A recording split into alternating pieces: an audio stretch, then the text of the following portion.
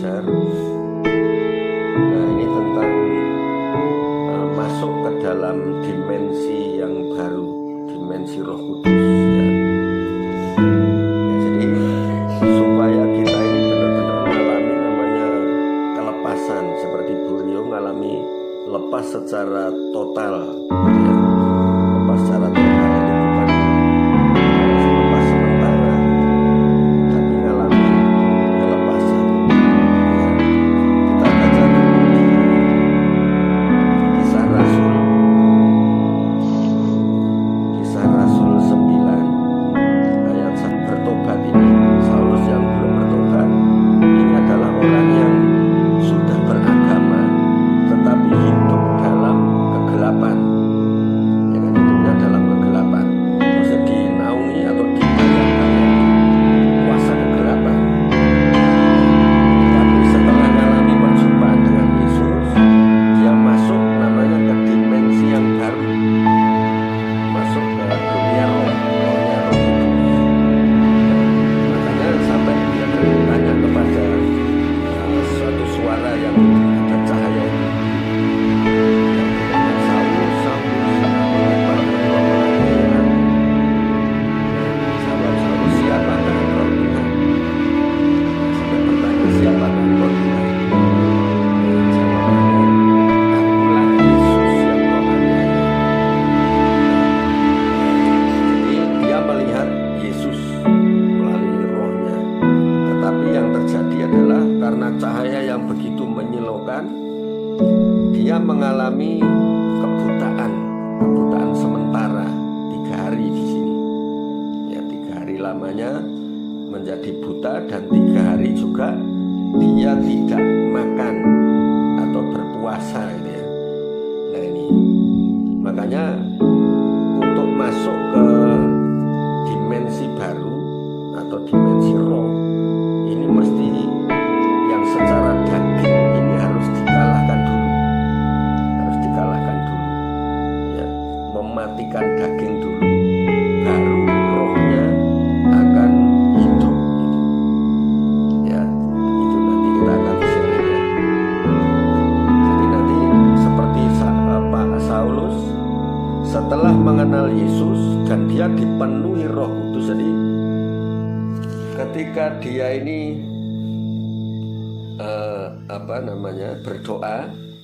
berdoa terus dalam penglihatan dia melihat Ananias masuk ke dalam rumah dan menumpangkan tangan.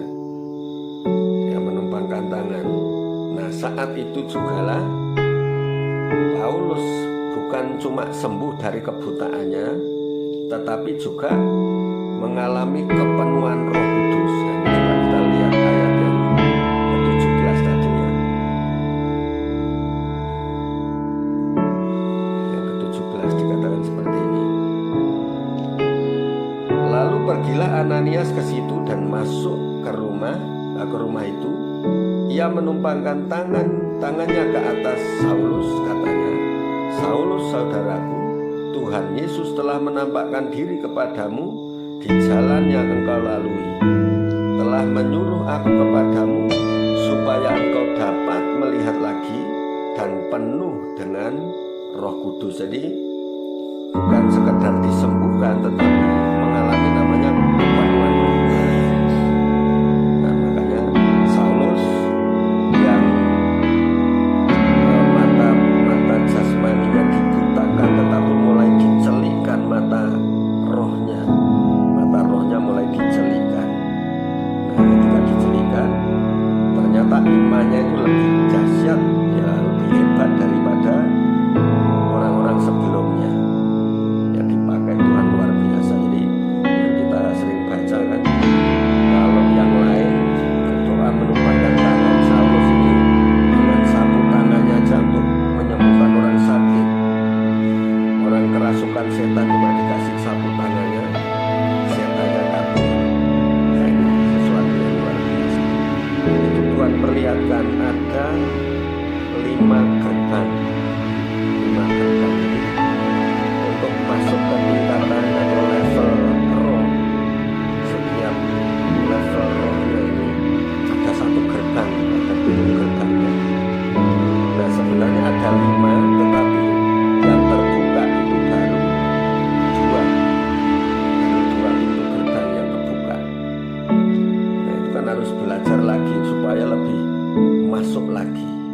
masuk ke dimensi yang lebih tinggi lagi.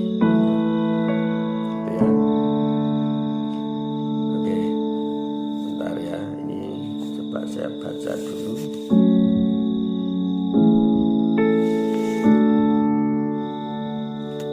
Oke, ini suaranya ada yang, soalnya ada yang ya. Jadi tentang dunia roh ini bisa masuk ke beberapa level, ke beberapa tingkatan. Ya, ada beberapa level ya. Jadi gini, untuk masuk ke level-level berikutnya, gitu. Nah, ini yang pernah saya,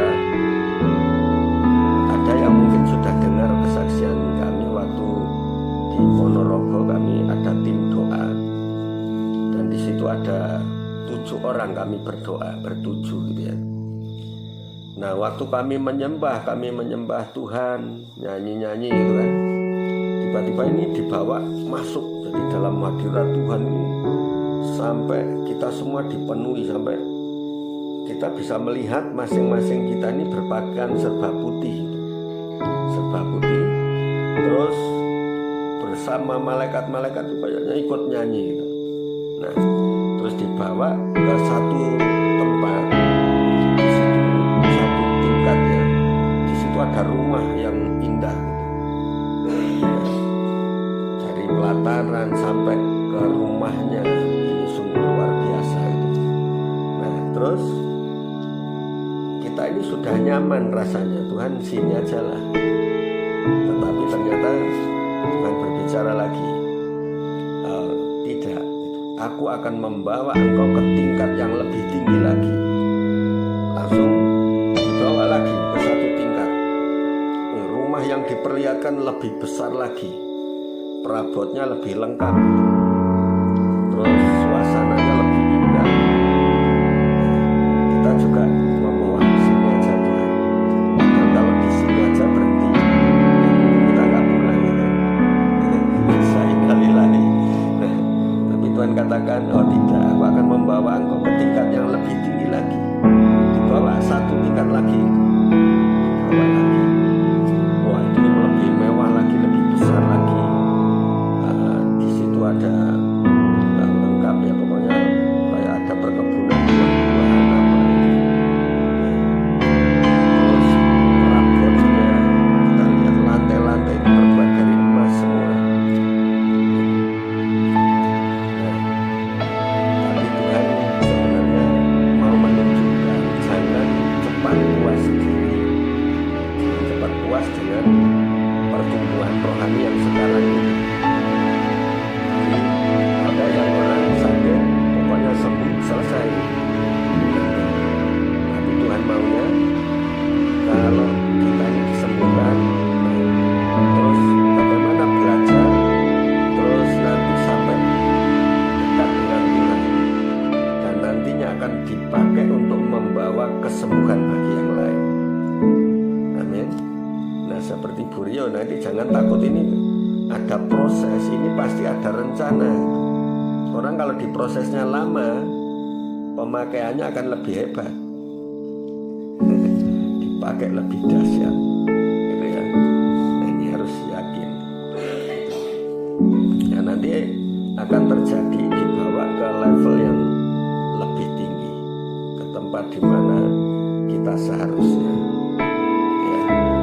Oke, mungkin ada yang pengen ini. Jadi kalau masuk ke dimensinya Tuhan, jadi gini, seperti Tuhan mengajarkan kan, di bumi seperti di surga. Di bumi ini sudah merasakan surga. Nah, artinya apa? Surga ini kan tempat yang penuh damai sejahtera. Nah, kalau kita masuk di dalam dimensi alam yang beda, maksudnya gini, kita ini ada di bumi tetapi berasa seperti di surga. Itu artinya walaupun di bumi tapi rasanya seperti di surga. Nah, tahu enggak surga itu seperti apa? Surga ini kan enggak ada sakit penyakit, tidak ada kesedihan, tidak ada apa namanya, ya pokoknya enggak pusing-pusing lagi, enggak stres lagi gitu.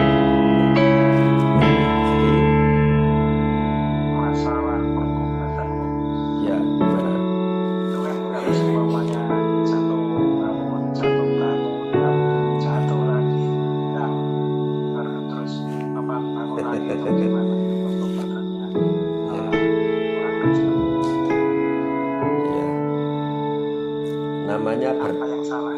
ya, ada yang salah gitu. Oke. Jadi namanya pertobatan memang ada perjuangan. Jadi kalau bertobat ya harus komitmen, harus komitmen.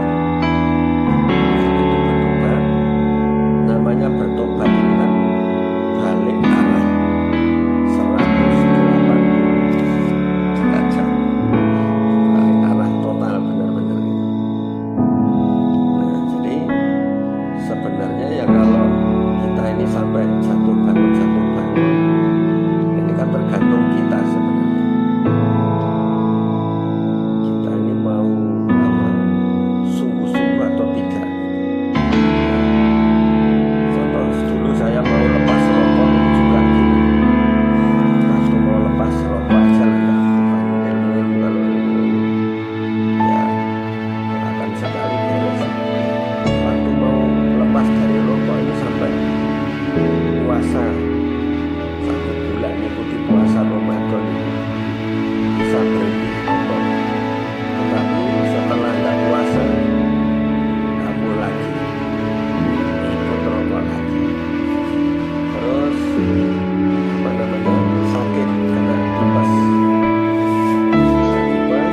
bisa berhenti rokok, setelah sembuh kena lagi lah. Nah ternyata itu ada ikatannya. Jadi kalau orang yang jatuh bangun itu rata-rata karena ikatan, dosanya dalam bentuk ikatan.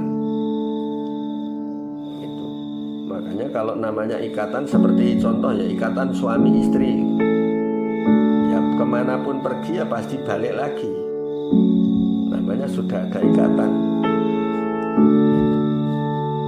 Jadi harus ada pelepasan. Oke. Nah.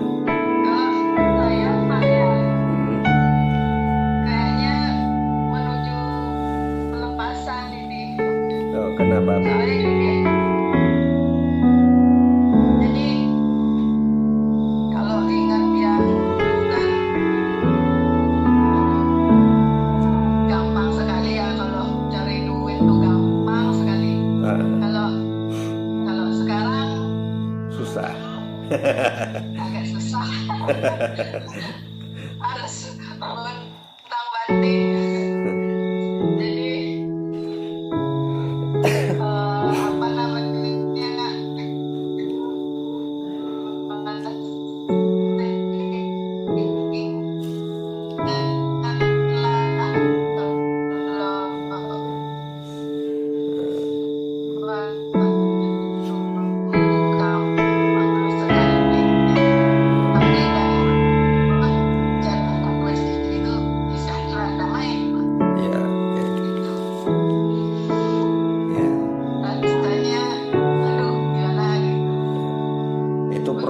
Proses, Mbak. Susah dijelaskan. Oke. Nah, gini soal ekonomi itu biasanya prosesnya. Jadi saya dulu juga ngalami seperti itu, Bu. Jadi sebelum bertobat, malah sebelum nikah ya. Sebelum nikah ini saya kerja enak itu, bisnis itu enak. Pasti dapat, pokoknya pergi pulang pasti bawa uang. Nah, tapi setelah mau nikah ya, setiap kali pergi malah bangkrut. tekor terus. Nah terus akhirnya sampai buka usaha pun hancur gitu. Itu karena proses. Nah ternyata setelah kami doa, dan dalam doa itu ya, itu ada hamba Tuhan yang melihat saya ini ada ikatan di sini, di perutnya ada ikatan. Semakin saya berusaha keluar itu semakin mengikat, semakin berusaha berontak semakin mengikat lagi.